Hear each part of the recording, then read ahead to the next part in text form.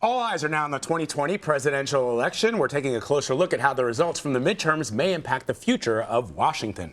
With Democrats now controlling the House, President Trump is facing new challenges in his re-election bid. However, Democrats are facing their own hurdles as they try to navigate the political landscape. So for more on this, we want to bring in Susan Page. She's a USA Today Washington bureau chief. So thank you so much for joining us, Susan. So here we go. Brand new look at Congress right now, right? We've got the Democrats gaining the majority in the House, Republicans maintaining and growing their majority in the Senate, and then there's the governor's races where, you know, the Democrats could certainly be happy about certain seats that they were able to flip, particularly in Trump states. But then, you know, other ones they really wanted to win, like Florida. We don't know what's going to happen in Georgia. It's a bit of a disappointment for the Democrats. So I say all this to say, as we look towards the 2020 presidential election, can Democrats take on and beat President Trump based on what we've seen overnight?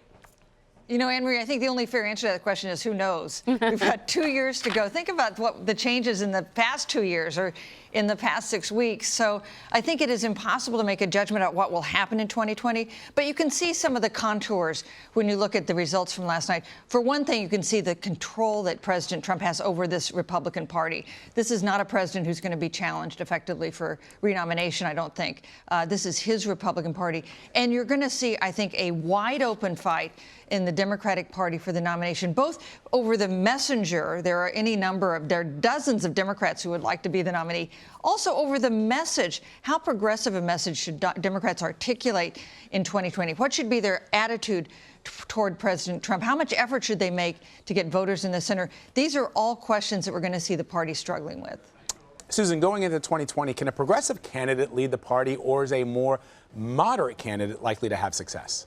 You know, I think that is one of those fundamental questions. Now, you saw Sherrod Brown, for instance, win easy re-election in Ohio, a swing state. And his message at his victory party last night was, this is the model, a progressive model for how to win elections in swing states. But you also see other Democrats in other states where the progressive energy was not enough to get the candidate over the finish line. The Florida governor's race is a good example of that, disappointing for Democrats. So this is one of the things that the party is going to, I think, have to consider. And I don't think we're going to know where that party comes down until they get a nominee, and that is quite some ways off. The other thing that we've been talking about is the record number of women heading now to Capitol Hill. How do you think it's going to impact the political landscape, especially as we look towards the 2020 election?